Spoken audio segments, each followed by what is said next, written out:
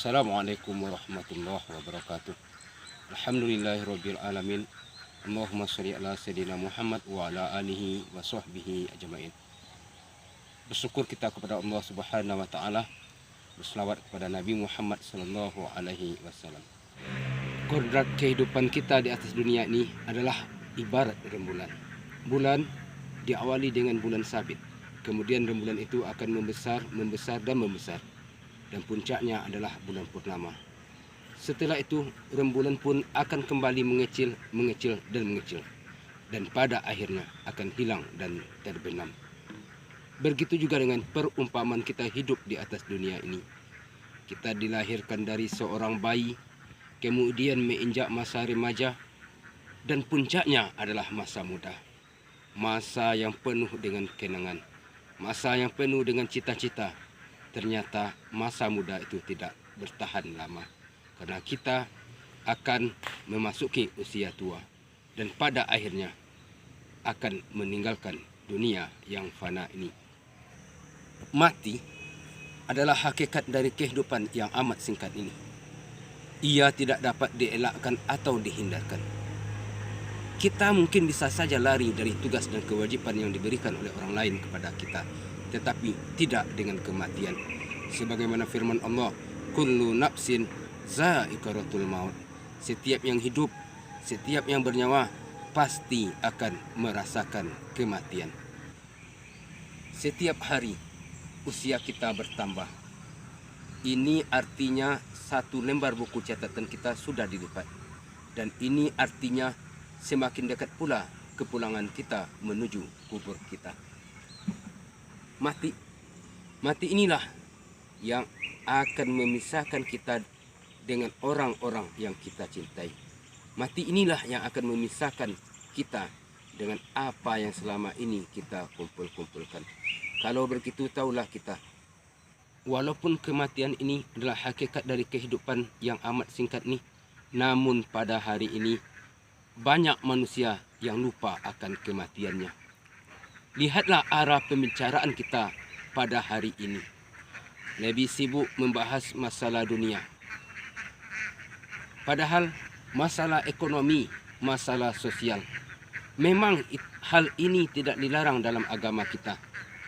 Tapi yang paling penting adalah manusia hidup untuk mati, membangun untuk musnah.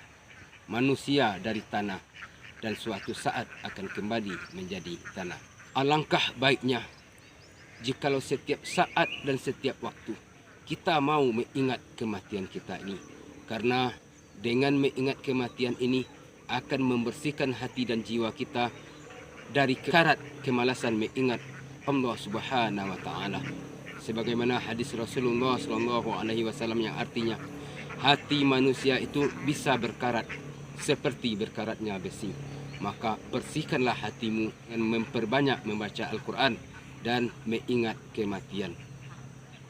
Juga dalam hadis yang lain, Nabi memesankan kepada kita, aksiru zikroha hazimil lazat. Perbanyak olehmu wahai manusia yang akan memutuskan kamu dengan kelezatan dunia. Pemirsa yang dimuliakan oleh Allah Subhanahu wa taala, sebenarnya kematian ini bukanlah akhir dari segala-galanya. Kematian ini hanyalah sebuah lorong, sebuah pintu yang akan dilalui setiap manusia yang pernah hidup. Kematian inilah yang akan memisahkan kita. Dan inilah yang akan mengantarkan manusia dari dunia kepada akhirat. Kematian inilah yang akan mengantarkan manusia dari alam tempat beramal kepada alam tempat menghitung amal. Dan kematian inilah yang akan mengantarkan manusia dari alam yang tidak kekal kepada alam kekal dan abadi untuk selama-lamanya. Tentu kita telah banyak menyelenggarakan dan menyaksikan kematian yang ada di sekitar kita. Baik itu kematian orang tua kita, kematian saudara-saudara kita, kematian tetangga-tetangga kita. Maka ambillah iktibar dari hal yang demikian. Ketika mayat dimasukkan ke dalam kubur, tidak ada yang mereka bawa kecuali amal mereka sendiri. Wahai manusia, ketika kita lahir ke atas dunia ini, kita lahir dalam keadaan menangis. Sementara manusia-manusia yang ada di sekitar kita tersenyum gembira menyambut kelahiran kita di atas dunia ini. Maka, apakah kita mampu ketika kita dipanggil oleh Allah Subhanahu wa taala, kita pergi dalam keadaan tersenyum, sementara manusia-manusia yang ada di sekitar kita merasa kehilangan karena kebaikan yang pernah kita lakukan. Semoga renungan kematian ini dapat menyadarkan kita kembali bahwasanya suatu saat kita akan mati dan mempertanggungjawabkan dari seluruh apa yang telah kita lakukan.